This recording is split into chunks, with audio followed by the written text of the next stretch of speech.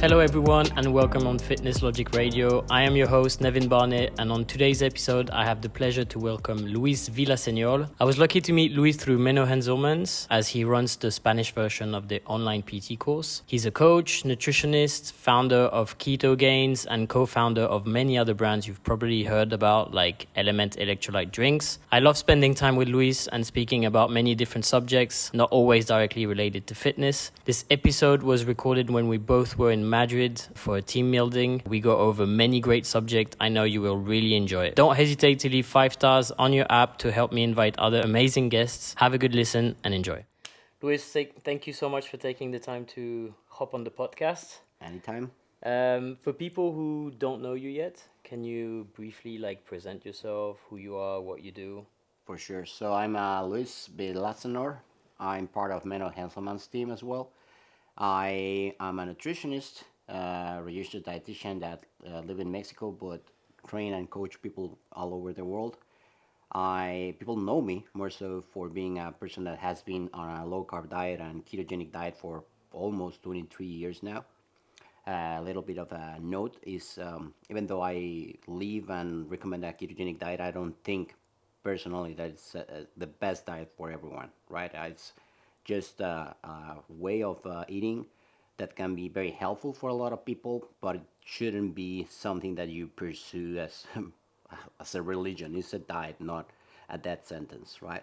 So I'm very open to different approaches. I don't coach people just on this particular diet. I'm open to a lot of different perspectives on food, and I do believe that the best diet is a diet that you can sustain for your whole life, and it's something that you also like. If someone doesn't like to eat meat, you shouldn't force them to eat meat, and if someone doesn't like to eat fruit, you shouldn't force them, but more so encourage them to learn the benefits of certain types of eating, right? A balanced diet. And do you think some people would be specifically interested by ketogenic dieting? My particular view on a ketogenic diet is not what a lot of people understand about a ketogenic diet. More so would be like a high protein diet, adequate fat depending on what your goals are, and very centered on eating a large amount of vegetables, which for people that think that keto is basically no carbs, that's very a wrong approach. If normally in my daily routine I eat a lot of vegetables, but if you actually eat a lot of vegetables to a point, you're going to be ending at about 50, 80 at most grams of total carbohydrates, which translate to 40, 30 net. So it really doesn't impact blood glucose and insulin and everything. Well, some of those things that people think that are negatives to a point, for some people that may be insulin resistant, maybe. But again, the issue is that if you look at my daily way of eating, I eat very much closely to a lot of you guys. Yes. Just without adding maybe rice or bread or tortillas in some cases, which I do eat sporadically, but not. I prefer to eat more eggs or more meat and so on. So it's not something that people might find unsustainable. The only thing is that I think that the similarities and the success for a healthy diet, we're talking about fat loss or even muscle gain, is focusing on protein and then choosing an energy source, which can be fats or protein, and that depends really much on your taste preferences and maybe even your customs. Yeah. Can some people benefit from a ketogenic diet? I think you talked to me about, so your wife is a plastic surgeon. She's been trying a ketogenic approach with some of her clients for skin regeneration or post surgery and stuff like that. Do you think that could be maybe interesting for people? Because you were talking to me about the way it would potentially reduce inflammation, or other people that you can think about that could benefit from a ketogenic approach. So it's not really a keto diet per se that helps in this case, but likely reducing the amount of crap that normally people eat. So a ketogenic diet is a way to make sure that you're basically, it's a reductionist diet. So you're taking away a lot of food that people that may even not know or think they're healthy because that's what marketing says, but can be inflammatory in nature. So kind of an easy way of cleaning up a diet in a sense, because it's true that when you cut processed carbs and everything, you often find yourself forced to eat more healthy options. Of course, some people do it the wrong way and eat like just like processed meats and stuff like that. We know that's not the approach for any diet in a sense, but for you, it is kind of an easy way to introduce someone to be like, okay, if you cut like the carbs, you're gonna be forced to like find better option, often increase your protein intake, which is often a problem with general population, right? Mm-hmm. Especially the ones who have problems with society levels or overeating or even like losing weight in general. In general, yeah. Like, let's take it in two parts. First, with my wife and her job, she has found, because of some of the literature that I've shared with her, and then she's done deeper digging, than that a ketogenic diet or a low carb diet or a non-processed diet by nature are anti-inflammatory. So if we're talking about surgery, surgery per se will cause irritation and inflammation because of the process of surgery. So by Yeah, it's reducing the inflammation and making it focalized, you're helping the body choose exactly what it needs to focus on. It's like, I tend to explain this like, imagine that you are the mayor of a city and you only have two firemen or fire stations, but you have like 20 different buildings that are on fire. You cannot like help all of them at the same time. Whether if you have two fire stations but only have one fire, you can direct both fire stations to turn that fire off better, and it will recover faster and everything will be better. So what she does, and based on some experiments with her clients, and not experiments like crazy experiments, but she suggests dropping sugar, dropping or stopping eating bread for a while before the surgery and after, and she has before and after photos of before she started this protocol and after, and also now that her results, they have better recovery, better scar tissue, etc. In most That's cases, super right? interesting. But That also like, even if it's only at this point anecdotal, it's yes, still like interesting to see that in practice potentially it would make a difference in the recovery of someone. exactly. Yeah. And the other factor is that indeed, um, I've been reading some literature and actual anecdotes, and also, well, what people actually report, I think that in your case would be fairly similar, that people, especially females, tend to eat a very low amount of protein, like the recommended amount, or yes, something like that, for because from the World Health Organization is about, I think, 80 grams or 70 grams for females, and that's not even enough if we actually look at the bodily needs, especially if you are going to be training to recover, or if you are needing menopause and etc. Right?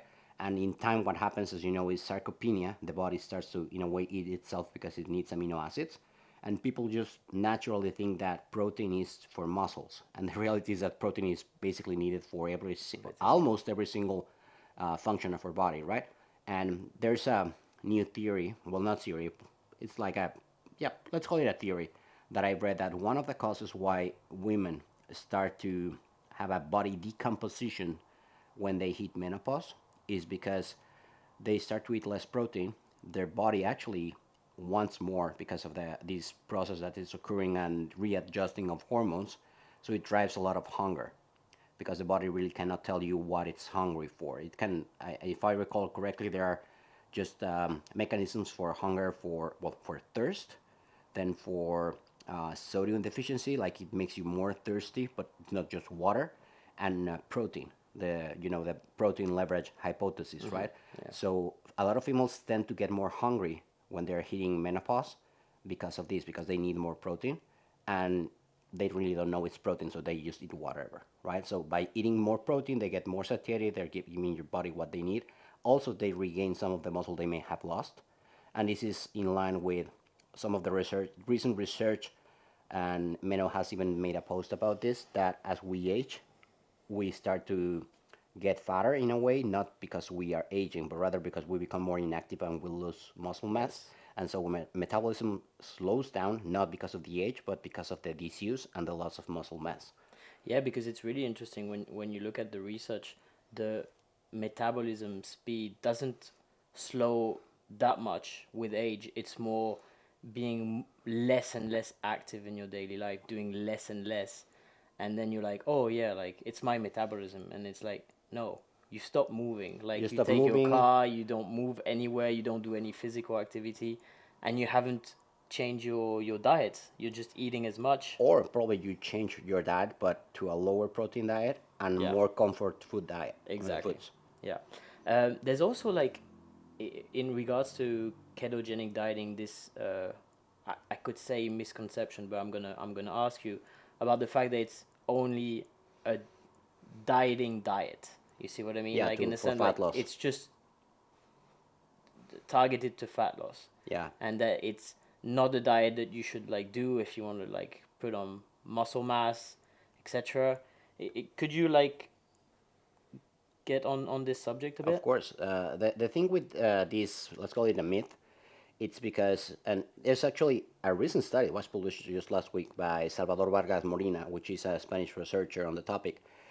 You can actually build as much muscle as you can on a ketogenic diet, but there are two factors that you need to consider. First, a traditional ketogenic diet, the one that you will find or read in many, either in the literature or by fitness influencers, usually tells you to not go over 20% of the calories and protein. So it's you make it a low protein diet. But that by itself is going to be counterproductive for muscle gain.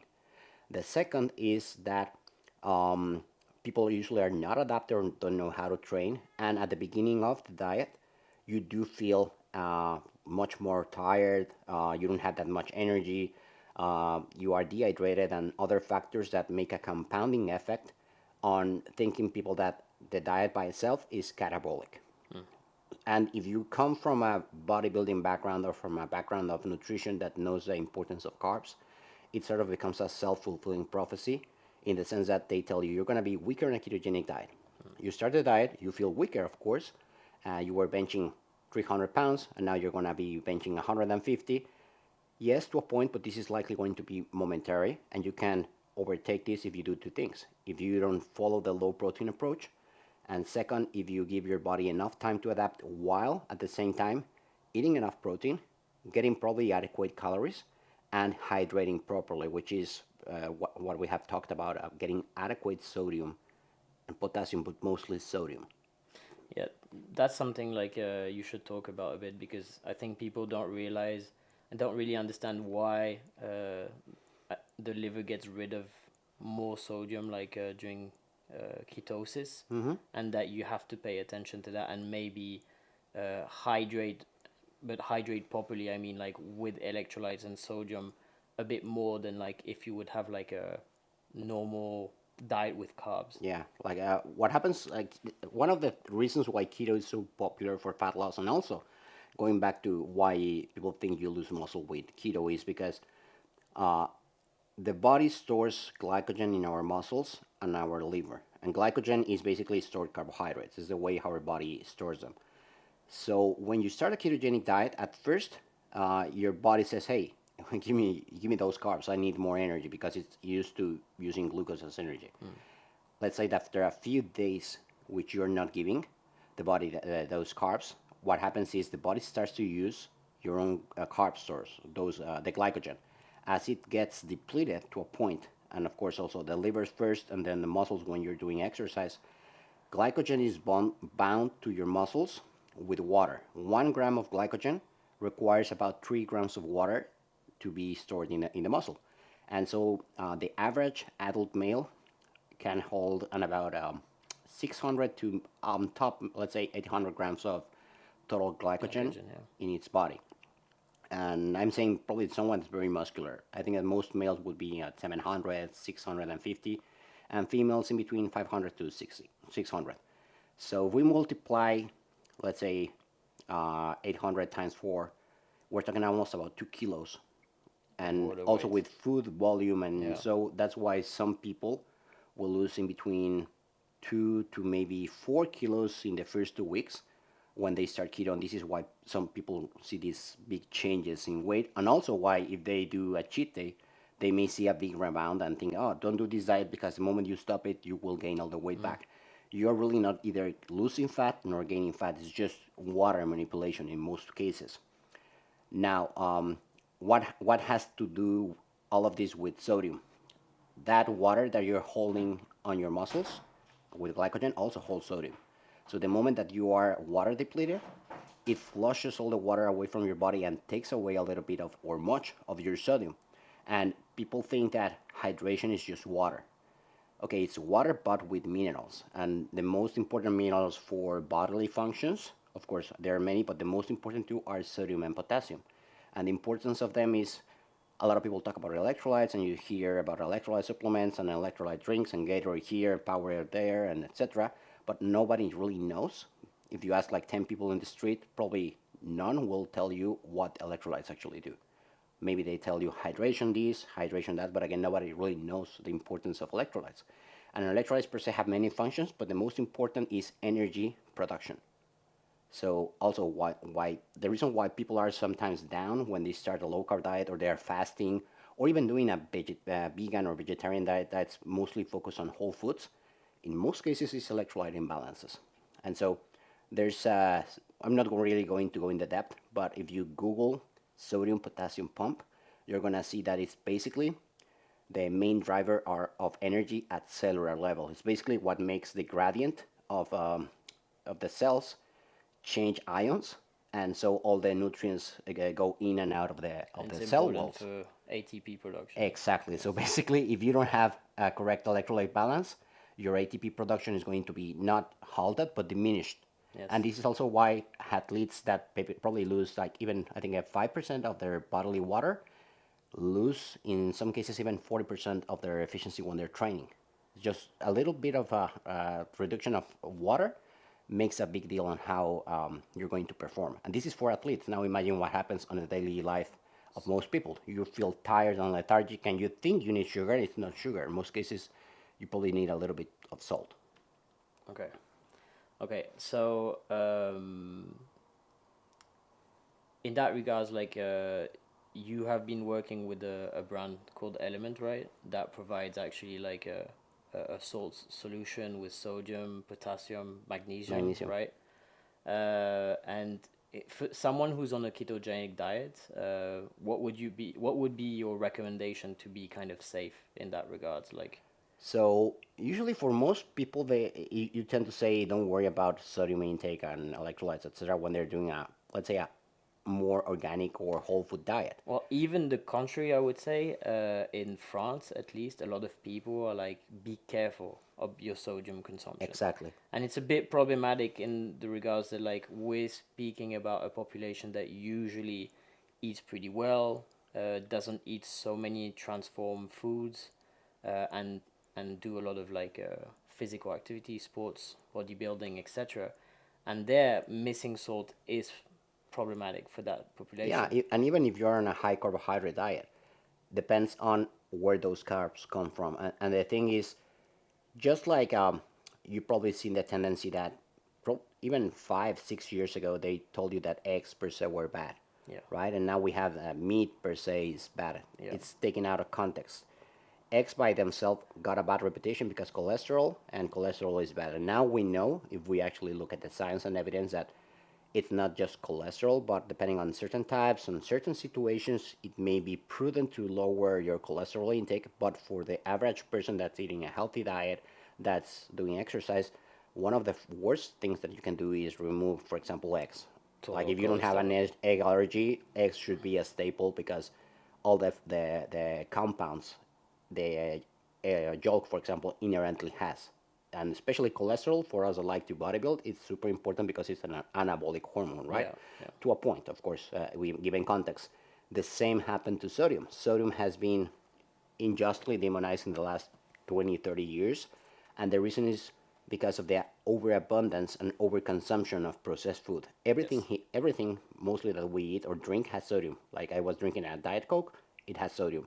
You drink a sports drink, it has sodium. You drink cereal or you eat cereal, it has sodium. Yes. Because sodium is needed for to preserve food and also to make it tasty. And for flavoring, yeah. And for flavoring. And the thing is, the problem is like often with processed food, you don't feel the sodium. No, because it's been added so early in the process that like when it gets in contact with your mouth, you don't feel like it's very salty. Exactly. And a prepared meal is sometimes between 3 and 5 grams of sodium inside in some one cases. meal. Yeah, Exactly. absolutely. And so by the end of the day, you're really over consuming sodium.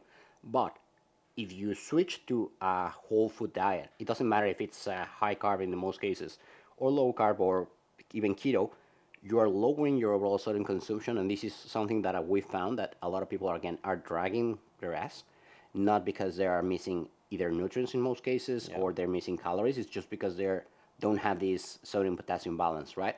And that's one of the reasons that we decided to develop this electrolyte drink, which is basically based on the ratios are based on the amount you lose naturally by sweat, just a way to circumvent the loss of sodium that normally you get by perspiration, just by probably sitting and again getting those minimal amounts in your body. And another important thing here regarding the recommendation And of it gives great pumps. I it does give usually you take great pumps. element like just before my training like good. I feel like hydrated. I have great pumps. Yeah, It's all totally. good.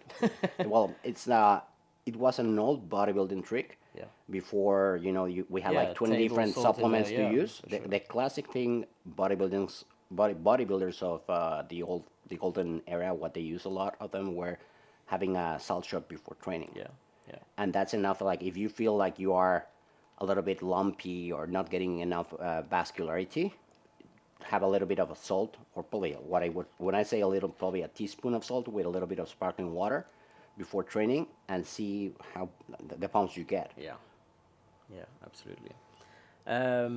There was another subject I wanted to talk to you about is more on the side of nootropics. Mm-hmm. I know it's something that has like tilted your interest in the last years because we were speaking about that like together. Um, how do you think that the nootropic market could impact like general population? What would be some interesting effects of it? Like how would you see the positive things? Because we have this myth of following like films like Limitless, where we have like that wonder drug that makes you superhuman and everything, and a lot of people like to think about nootropics as kind of these super drugs that make you so much more productive and everything, and we know that again something about context, like Yeah. you don't go from like a absolutely non-productive person to like a super hero of productivity in one day just because like you pop like a nootropic. But I would like to have your vision of that and how it could be like implemented in a healthy way for people and how it could help Yeah. maybe. That's funny because I recently had a talk in South America for entrepreneurs regarding a lot of these, I would call our pillars or tires. And the thing about productivity from a health perspective is nootropics and any substance or pill should be like, let's say, step number 3 or 4 Yeah. after several habits. It's like, it's not you take a pill and everything's going to work. Probably there are some pills that will improve whatever you have right now, And I but think that's very important to point out because I know you are in communication with a lot of entrepreneurs. I do too. And I have kind of two different, I mean, not like groups, but I see people who sometimes use nootropic and you can see that it's in a healthy way. But I'm sure you also know some people that abuse everything like available and, like taking modafinil, caffeine, like straight in the morning every single day because they're not getting enough sleep, they have high stress and everything. And that's something a bit dangerous in a sense because on the long term is not something that is going to be a no, there positive are outcome. of course some of these substances that can be highly addictive, or in the short term they give you great results, but over the long term you don't know what's going to happen. Like you have right like incredible laser focus right now, but then you cannot work or function without them. Yes. So you become dependent, right? And so what I found with my clients in this case, especially those that want to focus on productivity, is what I do first before recommending any substance is reviewing their lifestyle, and then their diet, or what I call 3 pillars, So which is working on the base of the pyramid, the most exactly, important for first. me, are 3 pillars: nutrition. The second would be movement, which can be exercise. Doesn't have to be like it has to be something that the client enjoys, but at Yeah. least what I call it movement rather than Any physical exercise. activity that the person likes And that it's makes him move. correlated with better Yeah, cognitive function. absolutely. And then of course stress and sleep management. Yeah. No matter how busy you are, you have to prioritize sleep, and it's called restful sleep. There are a lot of, like, now it's a lot of biohacking in fashion, and you have all of these devices like this ring that I have here, which I'm not wearing, but that tells you if you're actually rested, if your heartbeat, your heart rate variability, and many other things that are good ways of knowing if you're improving or moving in the right direction. But again, using all of these devices or taking a pill will do nothing, or it can become even a crutch if you don't do or try to improve lifestyle changes. I think stress management and sleep is one of the most underrated thing. Like we're always being like, oh, sleep less, be more productive and everything, and people don't understand that like if you don't take care of that aspect, it will bite you back at one point. Totally. It's like how I explain it to my clients, and they go, oh, you are right, is if you keep your computer on and never defrag it, at first it works perfect and you're not have to turn it on every time.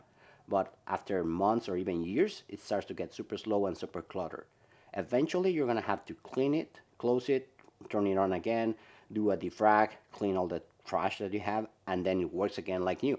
If you do this periodically, it works better versus just waiting for it to crash. And that's exactly what happens with sleep. If we don't sleep or we don't get quality sleep, we are going to crash eventually. And this crash is not only for cognition or for being able to focus, which it helps a lot, but also for your body composition. I have clients that are bloated all the time, are gaining a few pounds, have no energy for the gym, or are not gaining strength or muscle. And the moment that we fix stress and sleep, we didn't change the diet, they start to get results. As easy as giving sleep its priority, right? And to give an example, like you're someone who has like many businesses, like who works a lot, who's a real entrepreneur. How do you care about your sleep? How many hours do you try to sleep a night? Are you regular on the time that you try to go to bed, wake up, etc.? Yeah, like this is something that I made myself implement even more during COVID, in the sense that I wake by myself always at 7:30, and then the alarm sounds. But I usually wake by myself, and I try to go to bed at 9:30, 11 at most. But I prepare myself, like if you send me a mail usually after 9, I won't respond because my computer is locked. My cell phone won't make any noise, etc. So I have these like alarms which you can now set on your phone or electronic devices to not get calls or whatever from certain people unless it's an emergency. So I try So, to disconnect in that regard. so do you have a little routine at night when you shut down like your electronics and everything? Do you do something else, like you just take care of yourself, or I do, for example, wear blue light blocking glasses. yeah, I have like those nightshades that don't allow any sunlight? sunlight. There's no TV in my room. I don't allow it just because to get distracted. I try to not watch TV or anything past 10 at most, unless it's an emergency or we are at an event. Yeah. So I just try to start to wind down. And I myself, this is something that I recommend for certain people. My last meal of the day is usually at 5 on a Okay. normal weekday basis. Why? Because there are also some studies that suggest that for productivity, digestion, better sleep, for some people, getting all your calories before works best. Like we've seen in other subset of studies, and for other people, if you have trouble sleeping, maybe having a little bit of carbs before sleeping or having a bigger meal can also work. So you have to find which approach works better for you. But in my case, I found out that probably having a like 3 4 hours before going to bed works better, and I've been implementing that for a while, and it works very well for me. And having most of my calories in the morning and then after training. You want to lose weight or gain muscle, but you lack time and you don't know exactly what to do to get quick and lasting results? Book a call with me on my website, fitnesslogic.com, to finally reach your goals. Let's get back to the podcast. You're not scared of being catabolic during the night? So far, it hasn't been an issue yet. The guy is as big as a house, so it's okay.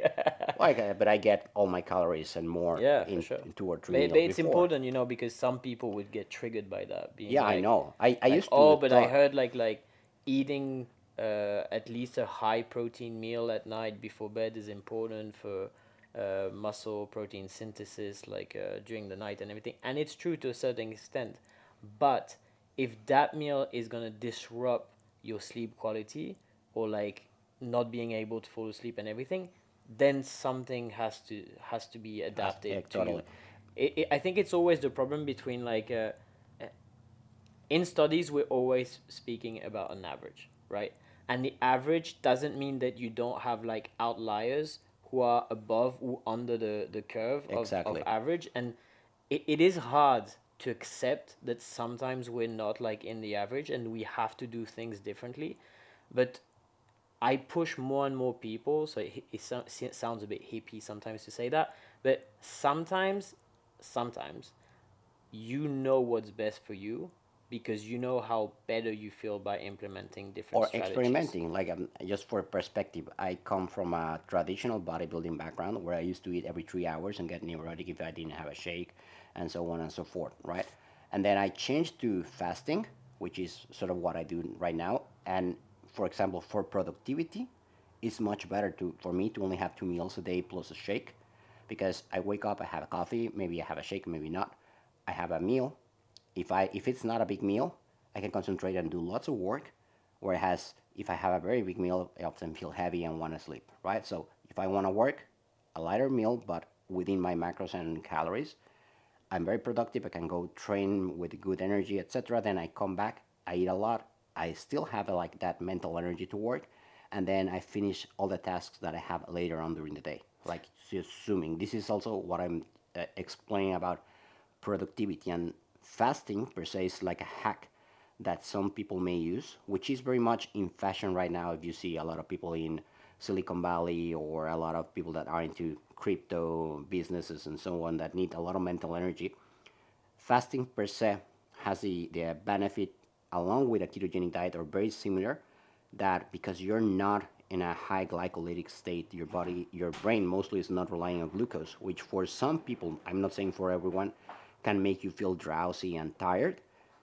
Those ketones, or that absence of the glucose, makes you be very zoned, which has a evolutionary explanation, which I'm not going to go into the details, but it makes you laser focused. And that, along with maybe caffeine or nicotine or other stuff that we can talk about, can help you stay concentrated. And maybe if you are one of those people that tend to do one thing and then get distracted and never finishes, or are like procrastinating, in my case, which I tended to be like that, I got distracted and never did anything, helps me to focus, do hundreds of mails, or give all my client responses, do videos or things like that, and or even train very rapidly and focused, and then go on to the next task.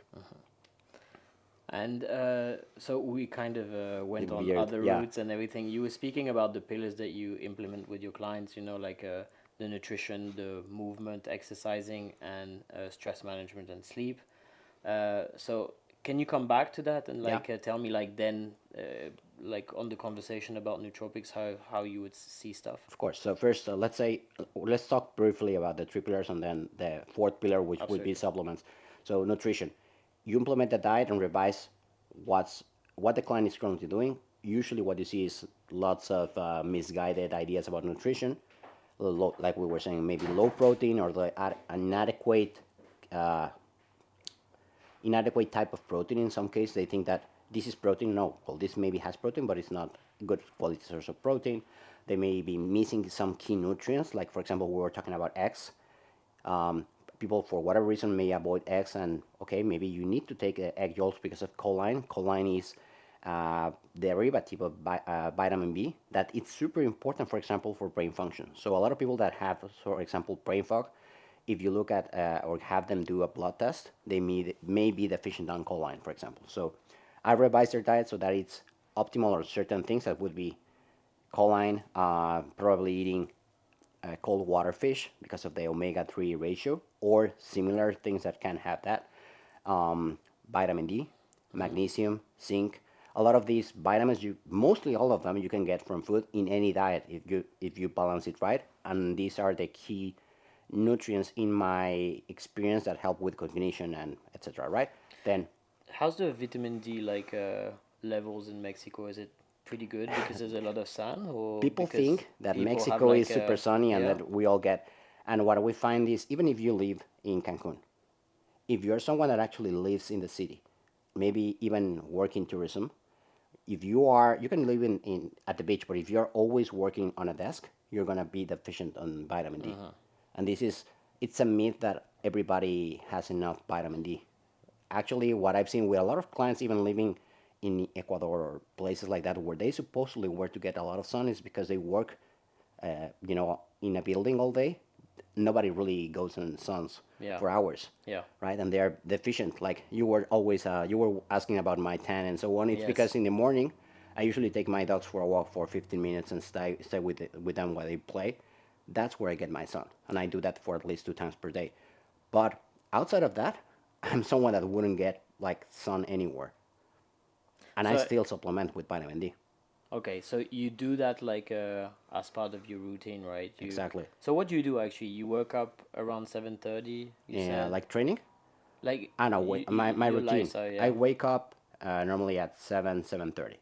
I spend a little bit of time with my wife. I make breakfast for her. Like the wife. The perfect husband. I'm the perfect wife because I work at home. I like a stay at home daddy, if you want to see it this way. Let's break the social like Norm. yeah, exactly. Yeah, so I prepare breakfast for her while I make some coffee. Usually I have a few clients at that time because I have clients from all over the world, so especially the international ones, I usually have them very early in the morning.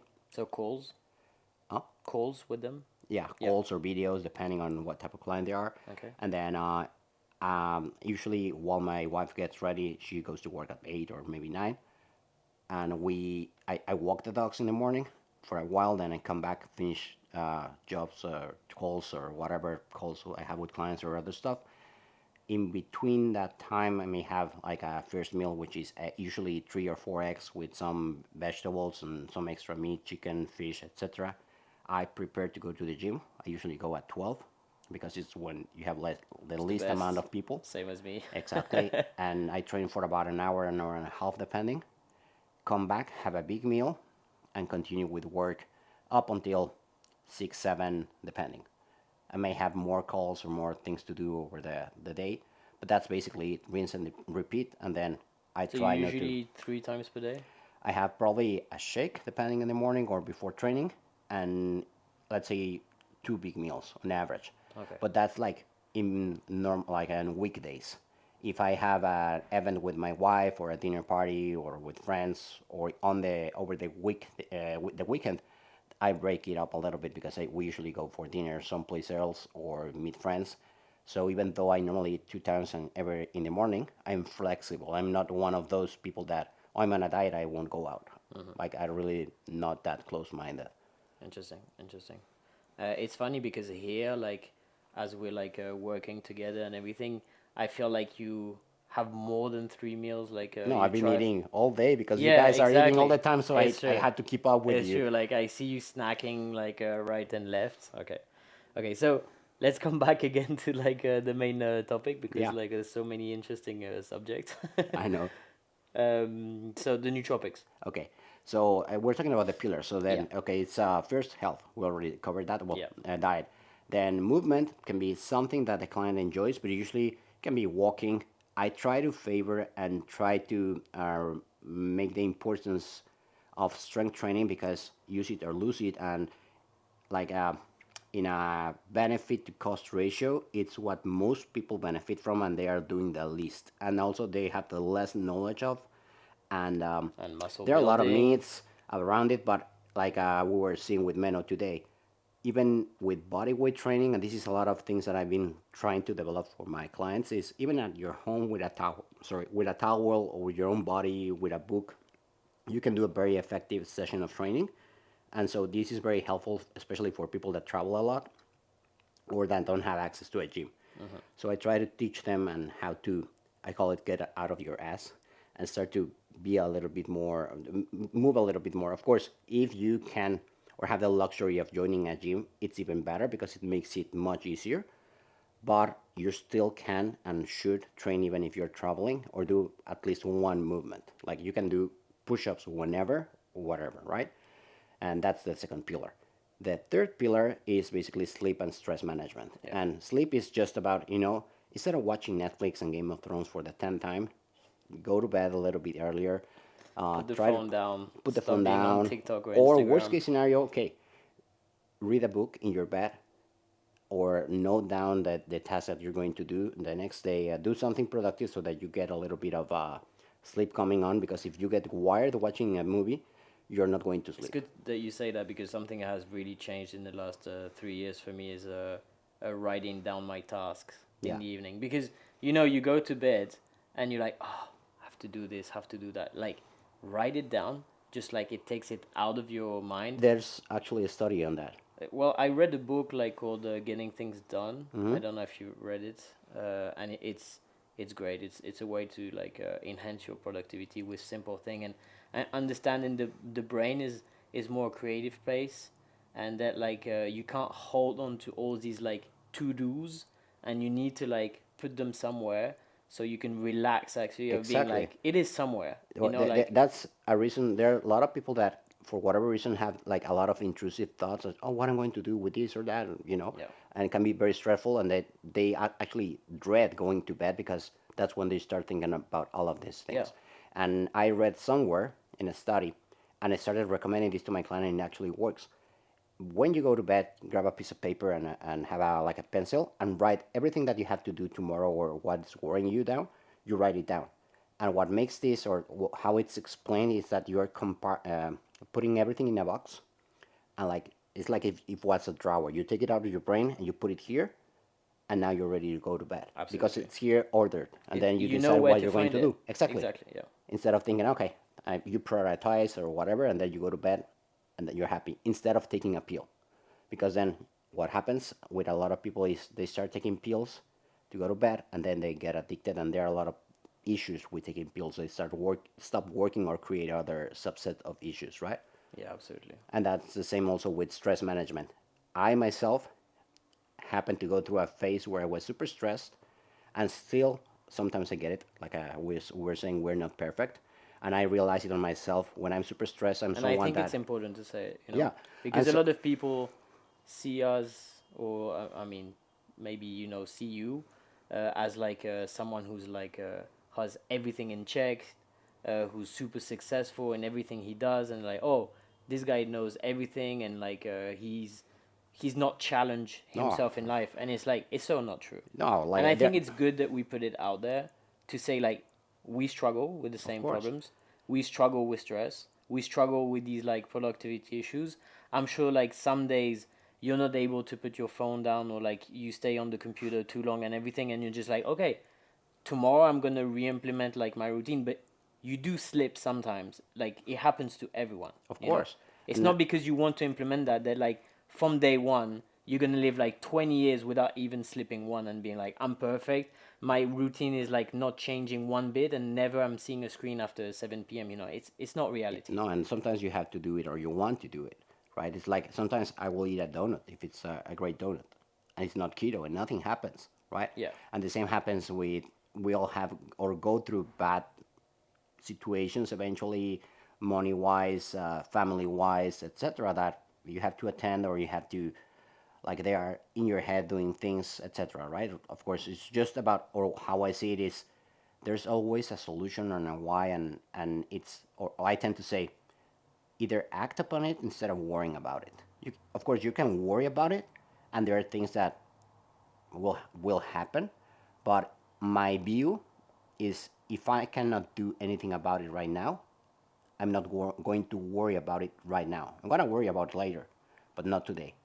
I think it comes back to the stoic mindset, or Exactly. Buddhism is about like uh, you need to accept what you can't control, Exactly. or you're Totally. gonna suffer from it. Because Totally. yeah, I like, going back to the productivity and a lot of things that I've learned. Again, you were saying people think of us like perfect. It's not that I'm perfect, which I'm not, but rather I learned from my mistakes, or from hardships. And so I know that some things, for example, time management, what I've done over the years to be more successful with my time is say no to many things. yeah, Because people which is come at hard. me with a lot of things to do, and I used to say, yes, I'm going to this event, yes, I'm going to give this lecture, yes, I'm going to this and that and that, and now I say no, no, no, no, no, yes, depending on if it's something that either interests me, or I have time, or I can. Otherwise, I'm only going to be stressed about it. I didn't even want to do it in the first place, but I compromised, and now I have to do it, right? Do you think you said yes to everything at the beginning because, in a sense, I see you're a really nice person. You really try to give as much as you can to people, and the fact that you say no, you feel like you're disappointing people in a sense. That happens to a lot of people. Yeah. Like one of the reasons, and it's a joke that I tell. So if you have heard it, please dismiss. But there's a joke that I tell. Is like, why is your mom like it's a Latin America joke where we use always the same character. The character is called Pepito. Okay. So they come and Pepito, why is your mother so fat? Oh, because of shame. Why? Because of shame. Yeah, because every time we have a party, which we have every week, there's a lot of food that's going to be left over. And she says, what a shame to let the rice go bad. What a shame to let the rolls go bad. What a shame to let the turkey go bad. And she eats everything, right? So we eat in most cases, or we're not successful with diet because in a way of shame, or we are worried about saying no. People, let's say that you are on a diet and you go to a party, like you're at work and they offer you cake. This is like the most Social pressure. social thing that I've seen with, I think, with a client everywhere in all the world. You Yeah, work I in a think business. it's not like just like in Latin America No, or this is like in everywhere in France. the It's world. like everywhere. Yeah. They come and it was It's my the cake or birthday. the It's like birthday my of name someone. day or whatever. Yeah, and they brought cake, and I couldn't say no. It's like, of course you can say no. But I used to work at corporate. I worked at corporate for like 10, Me 12 too. years, And and we also had like government. literally And pastries they always, twice a week. yeah, and it's like, no, thank you. And they was like, you're not having cake? No, especially first because it was a shitty cake. That it's always shitty cake. It's like never. It's like it's I'm not never gonna like, say so. We have good pastries in okay, France. well, you were from France, but at least in Mexico it was like a very shitty cake. Yeah. And it's like, it's not even worth it to break my diet with, right, with this. If I'm going to break it, at least bring me, I don't know, a gold layered cake. But that's the point. And people are afraid to say no and stand up for themselves, or they think that they are going to be the outlier because we're social animals, right? Yes. And it's so Fear of sometimes rejection. it's okay to say no. Yeah. It's okay to say no. Nothing happens. Yeah. Okay. So is there any like substances that like you would be inclined to use to enhance your life at this point, or are you We're talking like about nootropics, yes, or yeah. So for example, right or now, anything else like I'm experimenting at this stage of my life. Just for reference, I'm 45 years old, and it's you're 5 years young? young. It changes a little bit your perspective on how you pursue things when you are younger. Where YOLO, I don't care, just give me all the protein Well, and you know alcohol yourself more, like you know your imperfections and your that we're limits. speaking exactly. And I like drinking as much as anyone, but I know that if I drink one many drinks, the next day I'm not going to wake up. I'm gonna miss my schedule and everything else, right? Then you're So, not happy about it. and exactly, Yeah. and I may have been happy for a while, but then I'm also unhappy because I didn't finish my task, or I couldn't train in the gym, or do other things that were going to be more productive, right? Yeah. And again, I'm not saying don't drink. Again, I like wine as much as my French friends, but I think it has to be done with on very special occasions and so on. So one of the few things that I've tried recently in regards to that is I've dabbled with mushrooms, not the magic mushrooms, but there are some subset of adaptogenic mushrooms that work very well for focus. One of them is lion's mane. Oh yeah. Works very well along with cacao and coffee in the morning. So Yes. if you don't have an issue with caffeine or coffee per se, there are some supplements that now come pre-mixed, or you can, I see a lot of people using lion's mane with ashwagandha yeah, actually. you can use ashwagandha. I wouldn't suggest just like that to anybody because ashwagandha is an anxiolytic that Yeah. can either amp you up or lower you down. So it really depends on where in the spectrum you are. So I say try it. Nothing bad happens, but I'd rather just dabble for focus. So you would supplement with lion's mane in the morning? I actually do that right now. I use a mix of lion's mane with caffeine, um, choline as well, Okay. and MCT oil. Okay. MCT oil because of the not because I'm doing a ketogenic diet, but if you supplement with MCT oil and caffeine and you are in a low insulinic state, it increases ketone productions. And ketones indeed work as a nootropic for the brain. It gives you a little bit more focus and cognition. Then lion's mane also increases cognition and choline as well. So it's like a stack that helps you in the morning stay super laser focused. And I used to not be like sometimes you don't know if these things actually work. And how I saw they actually work is if you overdose on something and you feel the effect, it's like, okay, it does work or it's doing something. Yeah. And I've had like triple dose of ashwagandha, of lion's mane, just because I wanted an extra coffee, and I started to get a headache. I never get headaches, so it's no. I know that okay, I passed the actual dosage. It's interesting. I've stopped consuming caffeine for the last year, nearly two, because I started really reacting back to caffeine in terms of like anxiety, stress, and everything. And I'm much better now. You've never had issues with the caffeine? Do you consume a lot daily? Here's a funny fact. We were talking about genetics the other day, right? Yes. So, given my DNA profile, I'm someone that metabolizes very slowly caffeine, Yeah. supposedly. So, in my brothers, if they drink one cup of strong coffee, they are all jittery and nervous and anxious. But what happened to me is that I started using caffeine at a very young age, let's say 16, 17, when I was started to join college. And I'm someone that's very obstinated, right? And because I wanted the effect, I was drinking 5 cups of caffeine while studying at the library. So I forced myself to become very adapted to it. And now, if you know about genes, you can turn or turn off certain subset of genes depending on your lifestyle. Yeah. So I've used, like I measured, having even a gram of caffeine per day, and yeah, probably wired or sweating a little bit more, but nothing really affects me negatively. Now, I don't consume that much coffee if I go on a average basis. I have 2 coffees in the morning, like and when I say in the morning, it's like a big mug, but it doesn't have that much coffee. It's just a lot of water and probably one spoonful Okay.